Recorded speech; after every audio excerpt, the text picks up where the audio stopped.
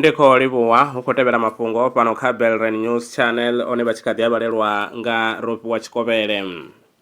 Ngudo ntswa ubva Wits University yo bvisela khagala uri ṋowa ya vuluvulu ina mushumo wa ndeme kha tsireledzo ya zwiḽiwa.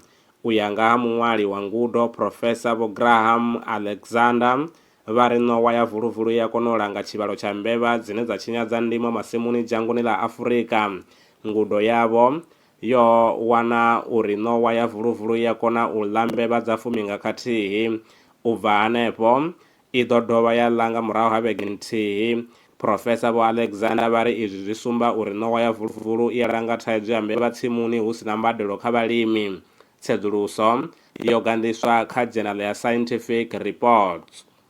Kha bammbiri ntswa ya tsedzuluso ya anḓadzwaho kha Journal ya Biomarker Research, vhatsedzulusi vha ri u sa eḓela lwa maḓuvha mararu a tshi khou tevhekana hu anganyelwaho kha awara 4 nga vhusiku vhuthihi zwi khombo kha mutakalo wa mbilu ya muthu. Vho lavhelesa proteini dza malofha dzine muvhili wa dzi bveledza musi u fhasi ha mutsiko kana u tshi khou lwa na malwadze. Musi proteini dzi tshi dzula dzi nṱha lwa tshifhinga tshilapfu dzi nga tshinyadza tsinga dza malofha na u engedza khombo ya thaidzo dzi ngaho u kundelwa ha mbilu. Ngudo yo shumisa data u bva kha vhaṱhanga vha 60 vha re na mutakalo vhe vha fhedza maḓuvha a re na tshivhalo vha laboratory.